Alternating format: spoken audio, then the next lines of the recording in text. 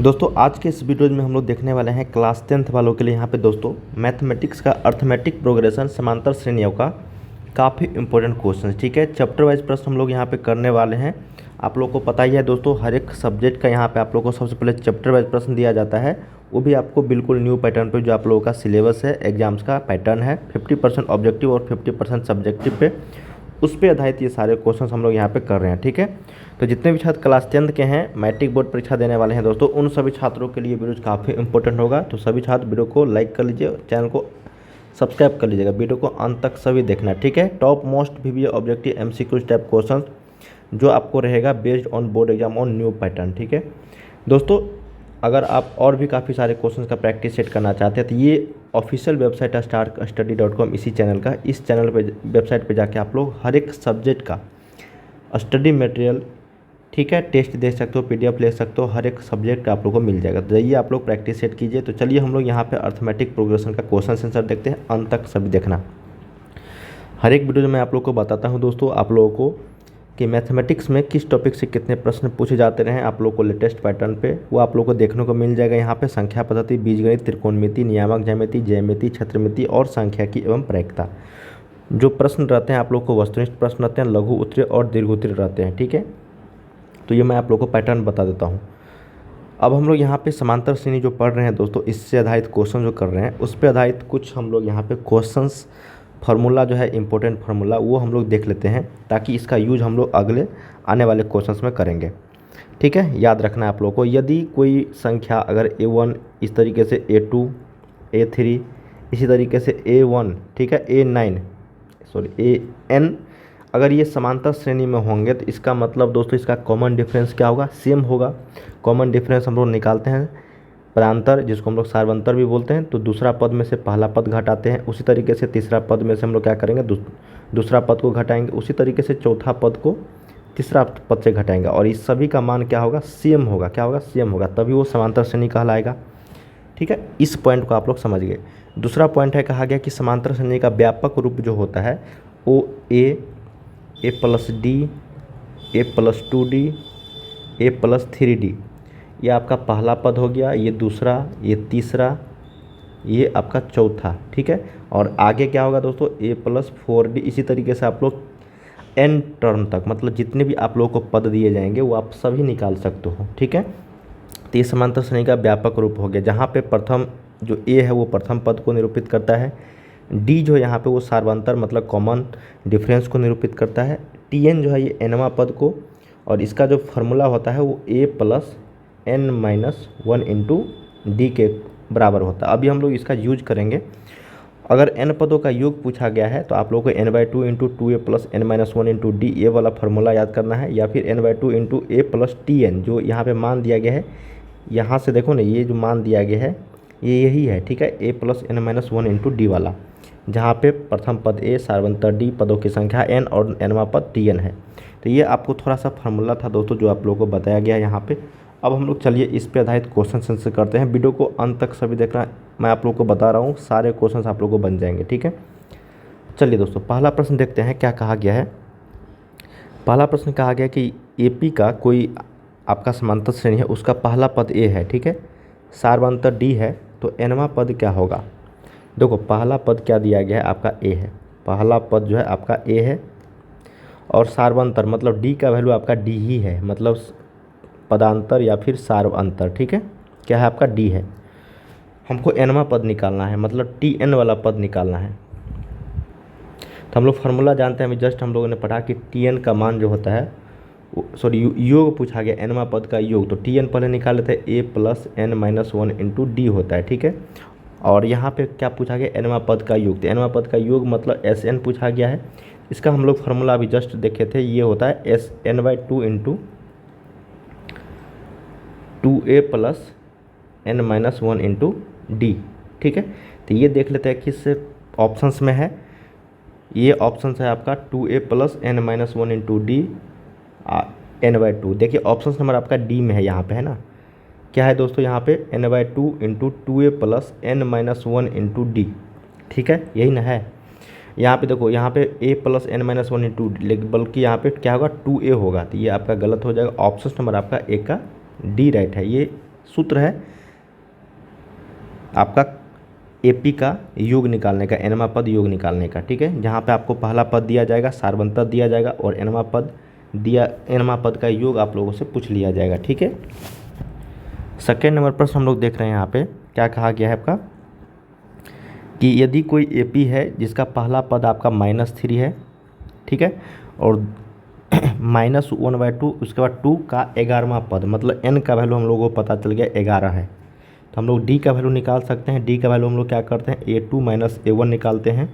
ये आपका a1 है, ये आपका a2 है, ये आपका a3 है, मतलब इसी तरीके से आगे का पद है। तो a2 कितना है, -1/2, घटाएंगे -3 को, तो हो जाएगा -1/2 प्लस आपका हो जाएगा माइनस प्लस। इसको अगर हम लोग करेंगे हल तो 2 - 1 + 6 ये हो जाएगा 5/2। तो d का वैल्यू हम लोग से 5/2 आ गया। तो 11वां पद तो t11 निकालेंगे तो a + n-1 इंटू डी। तो a की जगह पे कितना है आपका -3 प्लस n के जगह पे यहाँ पे 11 है, -1 इंटू डी के जगह पे हम लोग निकाले हैं अभी 5/2। इसको हल करेंगे तो -3 प्लस 11 में से 10 गुने 5/2, तो 2 पंच यहाँ पे क्या हो गया 10। इसको यहाँ पे हल कर रहे हैं तो ये हो जाएगा -3 प्लस आपको 25, इसको घटाएंगे तो कितना होगा 22। जो ऑप्शन नंबर आपका क्या है, ए है, यही करेक्ट है दोस्तों, 2 का ए। ये सिंपल प्रश्न था, आप आसानी से बना सकते हो। अगर कोई एपी का प्रथम पद, कॉमन डिफरेंस और एनवा पद आपको पता चल जाएगा तो आप किसी भी पद जो है निकाल सकते हो, ठीक है। कोई भी अंतिम पद, आपको 10वां पद ही बोला जाएगा तो वो भी आप लोग निकाल सकते हो, कोई भी पद निकाल सकते हो जब आपको ये सारी चीज़ आपको पता चल जाए तो। देखिए थर्ड नंबर प्रश्न है उसी तरीके से, यदि समांतर श्रेणी का एनवा पद अगर कितना है a1 + b है तो इसका पदांतर निकालो, मतलब कॉमन डिफरेंस निकालना है, CD निकालना है हमको, क्या होगा। तो देखो हम लोग अभी जस्ट हम लोगों ने पढ़ा है कि पहला पद जो होता है वो आपका a होता है, दूसरा होता है आपका a + d, तीसरा होता है a + 2d होता है ना। तो यहाँ पे हम लोगों को एक पद दे दिया गया है tn का मान an + b। तो यहाँ पे हम लोग क्या करेंगे, n का मान 1 रखेंगे, 2 रखेंगे, 3 रखेंगे, इसी तरीके से 4 रखेंगे, डैश डैश करके सिर्फ और सिर्फ 3 लिख दो, 4 लिख दोगे तो आपको बन जाएगा। तो t1 a गुने 1 + b, तो ये कितना हो जाएगा a + b। t2 a n के जगह पे 2 + b, तो ये हो जाएगा 2a + b। t3 निकाल लेते हैं, ये हो जाएगा a गुने 3 + b, तो हो जाएगा 3a + b, ठीक है। तो यहाँ से हम लोग को t2 में से t1 घटा लेते हैं, तो ये हो जाएगा 2a + b -a - b, तो -b से +b गया तो 2a में से a गया तो a। देखिए अगर हम लोग को t2 - t1 a आया तो एक बार और हम लोग संतुष्ट होने के लिए t3 में से t2 को घटाएंगे, ताकि अगर a आ जाएगा तो समझ लेना वो कॉमन डिफरेंस आपका सही है। तो t3 कितना है 3a + b है, अब माइनस आपको 2a - b, तो माइनस से गया 3 में से 2a गया तो आपका a, तो बिल्कुल ये आपका आ रहा है। तो इसका मतलब ये कॉमन डिफरेंस जो है वो a ही होगा इस nवा पद का an + b का, ठीक है। तो आप आसानी से बना सकते हो, इसका कॉमन डिफरेंस अगर पता चल जाता है तो समांतर श्रेणी वो होगा, ठीक है। तो किसी समांतर श्रेणी का nवा पद अगर an + b है तो इसका पदांतर जो होगा वो a होगा।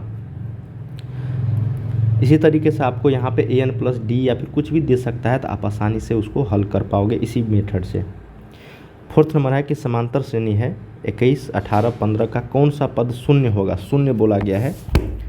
तो मान लेते हैं कि t, अब पता नहीं है कि कौन सा पद शून्य है, तो tn बराबर हम लोग मान लेते हैं 0। यहाँ से हमको n का वैल्यू निकालना है, तो a का वैल्यू कितना है 21, d कॉमन डिफरेंस निकल जाएगा तो आपको पता चल जाएगा। तो 18 में से हम लोग क्या करेंगे 21 को घटाएंगे तो ये हो जाएगा -3। तो हम लोग tn वाले फार्मूला से क्या करेंगे, निकाल लेंगे a + n - 1 into D, tn के जगह पे 0, a के जगह पे आपका 21, n निकालना है -3।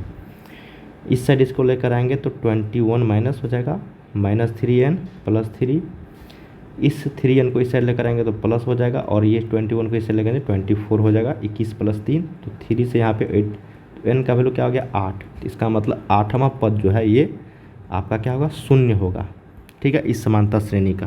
काफ़ी सिंपल प्रश्न था, इसी तरीके से आप लोग बनाना है। चलिए 5th नंबर प्रश्न देखते हैं कि निम्नलिखित में से कौन सा समांतर श्रेणी है।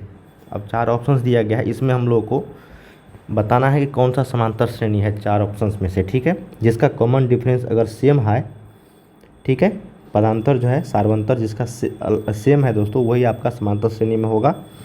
देखने से लग रहा है ये आपका नहीं है, क्या है, ये नहीं है। 0.3 में से घटाओ 3, फिर उसके बाद दूसरा पद घटाओगे तो ये इक्वल आना चाहिए, देखो ना, नहीं आएगा, अलग अलग आएगा।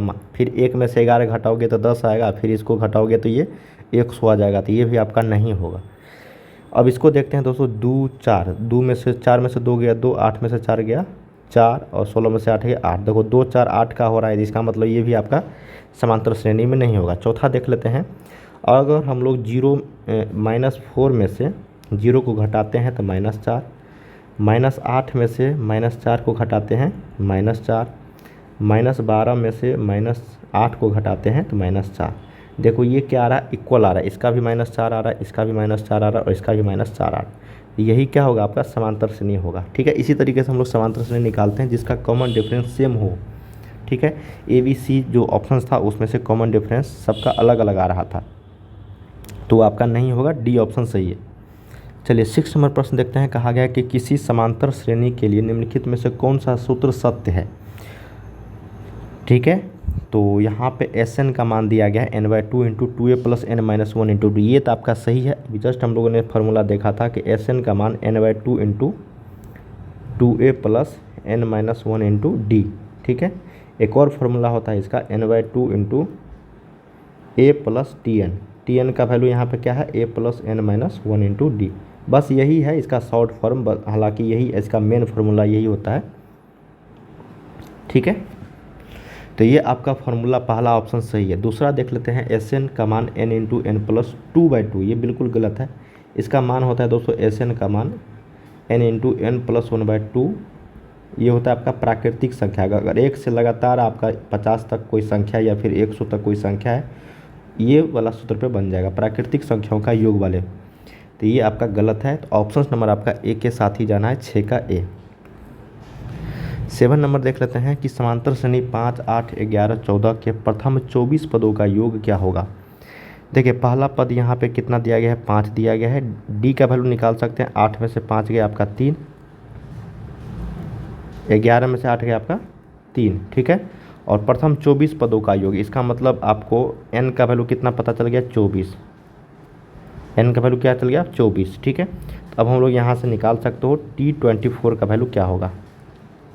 तो T24 का वैल्यू हम लोग निकाल सकते हैं a + n-1 × d वाले फार्मूला से। a का मान 5, n का वैल्यू 24 -1 × d का वैल्यू आपको 5, सॉरी d का वैल्यू आपको क्या आ रहा था, 3 आ रहा था। यहाँ पे कितना है, 3। इसको हल करेंगे 5 + 23 × 3, तो 23 दिया कितना होगा आपका 69, ठीक है।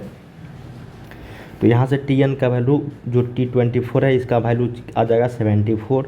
हमको यहाँ पे T4 का वैल्यू 74 आता है, ठीक है, T24 का। लेकिन पूछा क्या गया है, प्रथम 24 पदों का योग, मतलब इसका 24 पदों का जो निकला है 74, उसका योग आपको क्या होगा वो हमको बताना है।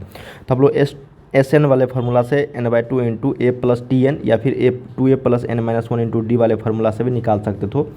तो यहाँ पे निकाल के आप लोगों को जो n का मान 24 है तो 24/2 गुने a का मान 5 है, प्लस tn का वैल्यू हम लोगों ने निकाला 74, तो 24/2 गुने 79, इसका वैल्यू आ जाएगा 948, जो ऑप्शन नंबर आपका सी में है, ठीक है। इसका एक और विधि है दोस्तों, जो आपको डायरेक्ट फार्मूला पे बैठाना है। Sn का value n/2 × 2a + n-1 × d वाले फार्मूला से, ठीक है। n का वैल्यू 24/2 × 2 गुने 5 प्लस 23 गुने 3, ये भी आपको मान देगा 948, ठीक है। सिंपल प्रश्न था 7 नंबर भी। चलिए 8 नंबर प्रश्न देखते हैं। समांतर श्रेणी 4 9 14 19 का कौन सा पद 109 है। बस सिंपल है दोस्तों, हमको n का वैल्यू पता करना है। a का वैल्यू 4 दिया गया है, d का वैल्यू 5 आएगा यहाँ से, और tn मतलब लास्ट पद दिया गया है 109। तो निकाल सकते हैं 109 बराबर 4 + n-1 × d का वैल्यू 5, तो ये आ जाएगा 105 बराबर n-1 × 5, तो ये हो जाएगा 21। n का वैल्यू आपका आ गया 22वां पद।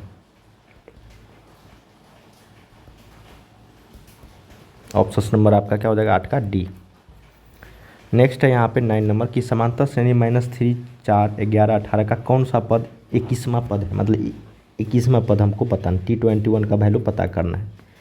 n का वैल्यू 21, a का वैल्यू -3, d का वैल्यू 4 में से गया -3 कितना 7, निकाल सकते हैं हम लोग। T21 बराबर -3 प्लस 20 गुने 7, डायरेक्ट लिख दिया हूँ 20, क्योंकि n का मान 21 था, 21 में से 1 गया 20, -3 प्लस 20 140, ये हो जाएगा 137। जो ऑप्शन नंबर आपका डी में है यही करेक्ट है, पॉजिटिव में आएगा। ठीक है, 10 नंबर प्रश्न देखते हैं। समांतर श्रेणी 80, 76, 72, 68 का कौन सा पद 0 है। ये भी सिंपल है, ए का वैल्यू 80 है, डी का वैल्यू घटाओगे तो 76 में से 80 गया -4। ठीक है, और कौन सा पद एन का वैल्यू निकालना है, टी एन का वैल्यू 0 है, तो 0 बराबर एन ए प्लस, तो ए का मान 80 प्लस एन निकालना है n-1 इंटू डी -4, ये आ जाएगा -80 बटा में -4, n-1 माइनस माइनस कटा 20, एन का वैल्यू ये हो जाएगा 21। ठीक है, मतलब 21वां पद ये होगा 0। तो यहाँ पे हम लोगों ने दोस्तों समांतर श्रेणी का 1 से लेकर 10 तक क्वेश्चंस किए हैं, जो आप सभी के एग्जाम्स के लिए बहुत इंपॉर्टेंट थे। और इस तरीके के प्रश्न जितने भी मैं आपको बताया, ये सारे के सारे प्रीवियस ईयर्स के प्रश्न थे। अगर आप लोग इस तरह के प्रश्न और भी प्रैक्टिस सेट करना चाहते हैं तो ये ऑफिशियल वेबसाइट है starkstudy.com, जाके आप लोग प्रैक्टिस सेट कीजिए। यहाँ पे हर सब्जेक्ट आप लोग को मिल जाएगा स्टडी मटेरियल, जाके आप लोग प्रैक्टिस सेट कीजिए। बाय बाय, सभी को तैयारी करते हैं।